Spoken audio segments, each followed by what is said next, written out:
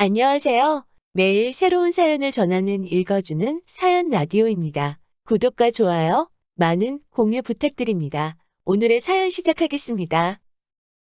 현재 미국 거주하고 있는 30대 중반 여자입니다. 제가 어릴 적에 온 가족이 미국으로 이민을 오게 되었습니다. 저는 15년 전 미국 시민권을 취득하게 되었고요. 현재는 회사원으로 한국 돈으로 연봉 9천 정도를 받으며 일을 하고 있습니다. 자랑처럼 들리겠지만 미국에서는 제가 어디 가서 돈 많이 번다고 할 정도의 고연봉은 아닙니다. 제가 사는 지역은 교민들이 많이 없는 지역이었어요.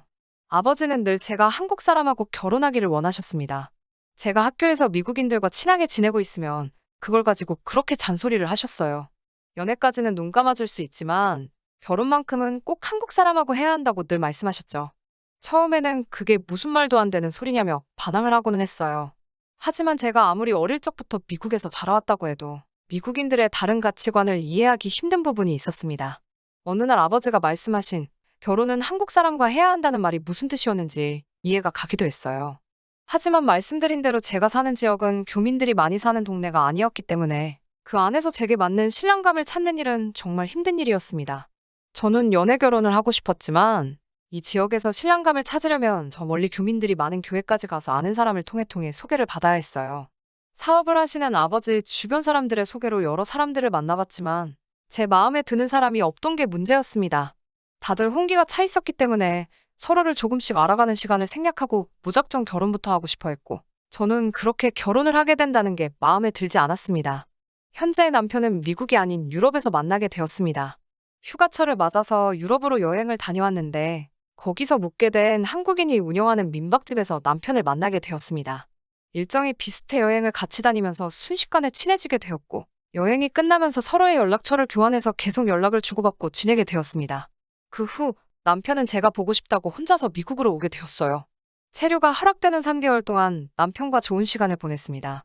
제가 출근해 있는 동안은 혼자서 제가 사는 지역을 관광하듯이 다녔지만 워낙 볼 게 없는 동네라서 심심해했어요. 그러다가 출근하는 아버지를 따라 나가 아버지가 하시는 사업을 도와주게 되면서 아버지에게도 좋은 점수를 따게 되었습니다. 그렇게 남편이 머무는 짧은 기간 동안 결혼 이야기까지 오고 가게 되었습니다. 미국과 한국이라는 거리 문제 때문에 시부모님과는 전화로 결혼에 관한 이야기를 할 수밖에 없었지만 시부모님도 저를 굉장히 마음에 들어 하셨어요. 유럽 여행을 갔을 때 처음 만났다는 이야기도 알고 계시는 걸 보니 남편은 이미 미국에 오기 전부터 저에 대한 이야기를 많이 했었나 봐요. 남편의 체류 기간이 끝나 한국으로 돌아가야 했을 때 저도 시부모님께 인사를 드리기 위해 회사에 휴가를 내고 한국으로 같이 돌아가게 되었습니다. 인천공항에 도착하니 남편의 가족들이 마중을 나와 있더라고요. 그때 제가 사소한 실수를 하나 하게 되었습니다. 마중 나온 남편의 큰 시누를 시어머니로 착각을 해버리고 말았어요. 남편이 늦둥이였다는 사실을 몰랐거든요. 남편과 20살 터울이 있는 큰 시누를 어머님으로 착각해서 전화로 목소리를 들은 것보다 엄청 젊어 보이신다고 첫인사를 해버리고 만 것이죠. 큰 시누는 제가 자신을 어머니뻘로 착각했다는 사실에 대해서 굉장히 정색을 했어요. 아무리 나이 차가 많이 나도 그렇지 어쩜 자기를 어머니로 착각을 할 수 있냐며 기분 나쁜 걸 숨기지 않았습니다. 첫 만남 때는 본인을 남편의 어머니로 착각했다는 사실을 그렇게 싫어했으면서 처음 시댁 식구들과 마주한 식사 자리에서는 자기가 남편의 진짜 어머니나 다름이 없다는 식으로 말을 하더라고요.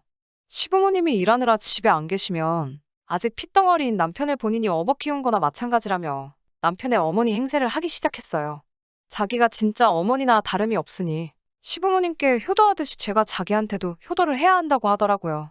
아직 결혼식에 대한 자세한 이야기를 할 때가 아니라고 생각했는데 벌써부터 결혼 준비 이야기를 하시며 자기는 다른 건 필요 없고 자기 자동차가 낡고 오래되었으니 새 차 한 대만 뽑아주면 된다고 하더라고요. 시부모님이 그런 이야기는 저희 부모님이 같이 오셨을 때에도 늦지 않다고 막아주셨는데 계속 옆에서 궁시렁대면서 결혼을 하게 되면 자기를 꼭 챙겨야 한다는 식으로 뭐라 하시더라고요. 하지만 큰 신우가 진짜 남편을 업어 키운 게 맞는지 남편도 큰 신우에게 어느 정도 애틋한 부분이 있는 것처럼 보여 그때는 아무 말도 하지 않았습니다. 진짜 식을 올리기 전에 인사만 드리려고 짧게 휴가를 내서 온 일정이었기 때문에 저는 얼마 안 있어서 미국에 먼저 돌아가게 되었습니다.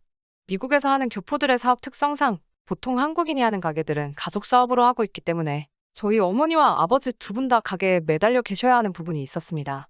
두 분이 동시에 가게를 비워도 되는 날짜가 있어 결혼식은 그때쯤으로 하는 게 좋지 않겠냐는 말씀을 하셨고 시부모님도 흔쾌히 허락을 해주셨어요. 그런데 큰 신우가 자기가 아는 용한 법당에서 좋은 날짜를 받아왔다고 결혼식은 꼭 그 날짜에 올려야 한다고 우기기 시작했어요. 그때는 아버지 사업에 한참 성수기이기 때문에 두 분 다 자리를 비우기엔 어려움이 있었습니다. 하지만 꼭 그날에 올려야지, 그렇지 않으면 자기는 어떻게든 이 결혼을 못 올리게 할 거라 우기던 큰 신우의 고집에 저희 부모님은 결국 큰 손해를 감수하면서 일주일간 가게를 닫고 결혼식에 참석하실 수밖에 없었습니다. 본식이 있기 전 양가 부모님이 처음 만나는 자리에도 따라 나와서 큰 신우는 남편의 진짜 어머니 행세를 하기 시작했어요. 그때는 저도 저희 부모님도 큰 신우가 남편을 엄청 아끼는가 보다 하는 생각뿐이었죠. 저는 미국에서 이미 집도 있고 자리도 잡은 상태이기 때문에 오히려 혼수나 예단 같은 부분에 대해서는 이야기조차 나오지 않았습니다. 남편이 모아놓은 돈은 미국에서 살게 되면 어학원 같은 곳을 다니며 영어 공부를 해야 했기 때문에 전부 다 학비로 사용을 하기로 했어요. 그 와중에 큰 신우는 나는 다른 건 필요 없고 차 한 대만 뽑아주면 된다는 이야기를 구태여 저희 부모님 앞에서 또 말하더라고요. 시부모님도 거기서 너가 그걸 왜 말하냐는 듯한 눈초리로 큰 신우를 쳐다보며 어이없어 하고 계셨고요. 우리가 줘도 모자랄 판에 뭘 자꾸만 받으려고 하냐며 말려주신 덕분에 아무 일도 없기는 했지만 남편은 조금 아쉬워하는 눈치였어요. 다른 사람은 몰라도 큰 신우한테만큼은 뭐라도 하나를 해주고 싶다는 듯이 어렵게 말을 꺼내더라고요. 정 키워준 은혜에 보답을 하고 싶다면 미국에 와서 공부를 열심히 하는 만큼 학비를 절약할 수 있으니 모아놓은 돈으로 신우에게 자동차까지는 아니더라도 선물을 하나 해도 된다고 말해줬습니다. 전액은 아니고 일부만 남편이 모아놓은 돈으로 지불을 하고 나머지 할부금을 큰 신우가 갚는 식으로 기어이 자동차를 바꿔주기는 했지만요. 이렇게 끝날 줄 알았던 큰 신우와의 악연은 미국에 신혼살림을 차리고 난 후에도 이어지게 되었습니다.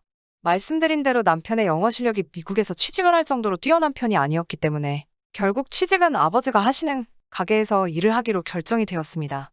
아무리 남편이 아버지를 도와 일을 한다고 하더라도 제가 받는 월급만큼의 돈을 벌 수 있는 형편이 아니었기 때문에 앞으로 우리 사이에 아이가 생기면 남편이 육아를 도맡아서 하기로 결정을 했습니다. 하루는 평소보다 일찍 퇴근을 하고 집에 돌아왔습니다.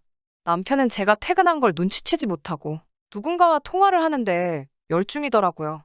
엿들을 생각은 없었지만 진지한 이야기를 하고 있는 것 같아 방해하고 싶지 않아서 조용히 방으로 들어갔어요. 옷방에서 옷을 갈아입느라 정확하게 듣지는 못했는데 몇 가지 단어를 들으니 학비, 입양, 뭐 이런 이야기가 들렸어요. 그 당시 저희는 수많은 시도에도 아이가 들어서지 않는 상황이었기 때문에 혹시 남편이 입양까지 생각하고 있는가 하는 생각을 했어요. 그 말에 한동안 심란한 상황이었지만 최대한 티를 내지 않고 평소처럼 행동하려 노력했습니다. 그러던 어느 날 남편이 심각한 얼굴로 할 이야기가 있다며 저를 부르더라고요. 저는 제가 들은 대로 그곳에 관련된 이야기를 하려는가 싶었어요. 예상되는 바가 있어 잔뜩 긴장을 하고 있는데 남편의 입에서 나온 제안에 저는 할 말을 잃고 말았습니다. 큰 신우네 아이들이 이제 중학생이 되었는데 이참에 미국에 오라고 해서 저희들이 신우의 아이들을 대학까지 공부를 시키면 어떻겠냐고 물어왔어요. 나이도 있어 제 앞가림도 다 할 수 있고 다 컸으니 집에 혼자 두어도 문제가 되지 않는 데다가 어차피 우리 사이에 아이가 태어나면 자기가 전업을 하기로 했으니 제가 스트레스 받을 일 없게 자기가 알아서 잘 하겠다고 하더군요. 아무리 미국 학교가 고등학교까지는 의무교육을 해준다지만 대학교까지는 현실적으로 무리였습니다. 학비가 정말 어마어마하거든요. 거기에 유학생 신분으로 오면 학비 절감도 할 수 없고 일부 학교는 장학금을 받을 기회조차 없는데 시댁의 경제 상황만 봤을 때도 두 아이를 동시에 대학 공부까지 시키는 건 절대로 불가능하지 않겠냐고 말을 했어요. 그 부분에 대해서는 자기가 이미 생각해둔 게 있다며 더 늦기 전에 우리가 큰 신우의 두 아이를 입양을 하는 게 좋겠다고 하더군요. 입양을 해서 신우의 아이들이 시민권자가 되면 대학을 들어갈 때쯤에는 학비 지원이 있을 테니 많이 절감할 수 있지 않겠느냐면서요. 저는 물리적으로 불가능한 상황이라고 이야기를 하고 있는 게 아니라 신우의 아이들을 우리가 왜 대학교까지 보내야 하는 이야기를 하고 있는데 남편은 자꾸 제가 신우의 아이들을 허락하겠다는 전제를 깔고 앞으로 돈을 아낄 방법을 이야기하고 있는 게 어이가 없었습니다. 저는 단호하게 신우의 아이를 우리가 공부시켜야 할 이유도 모르겠고 그렇게 하고 싶지도 않다는 말을 했습니다. 남편이 저를 설득한다고 꺼낸 말을 들으니 더 상대하고 싶지도 않았고요. 우리 누나, 나 키운다고 결혼도 늦게 했고 나 때문에 포기한 게 많아. 누나가 여태껏 날 위해 희생한 만큼 이제는 내가 누나한테 희생하고 싶어. 어이가 없었습니다. 큰 신우가 자기가 진짜 엄마나 다름없다는 말을 했을 때도 신우가 기선제압을 하기 위해 꺼낸 헛소리라고만 생각했지. 내 남편까지 그렇게 생각하고 있을 줄은 상상도 하지 못했거든요. 남편의 은혜 갚기에 저까지 포함되고 싶지 않았습니다. 남편의 계속되는 설득에도 저는 제 생각을 굽히지 않았습니다.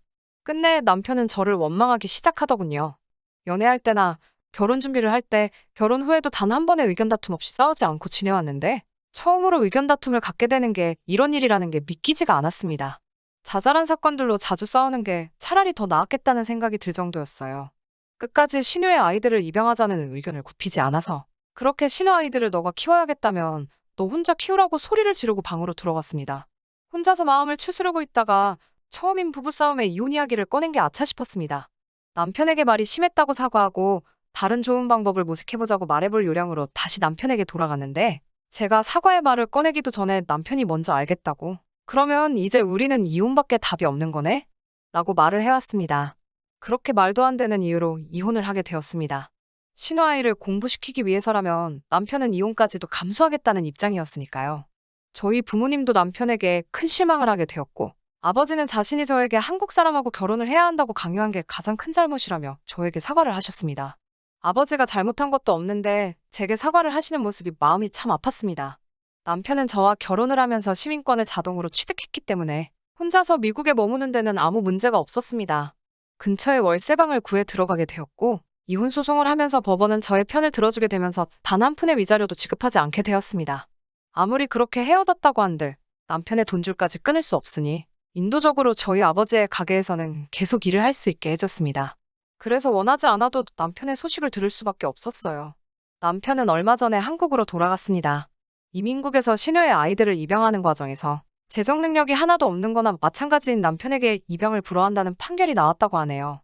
남편의 원대한 계획이었던 신우의 아이들을 공부시키기는커녕 이도저도 아닌 상황이 되어버린 거예요. 입양 신청을 했던 기록 때문에 신우의 아이들이 유학비자를 발급받아 미국에 들어오는 것 또한 거절이 되었다고 합니다. 차선으로 유학비자를 받아 유학을 오는 식으로 만들어 그 상황에서도 끝까지 신우의 아이들을 공부시키려던 걸 포기하지 않던 의지 하나만큼은 칭찬해주고 싶네요. 모든 것에 실패해버린 남편은 결국 저에게 찾아와 모든 걸 사과하고 저와 다시 시작하고 싶다는 이야기를 꺼내왔어요.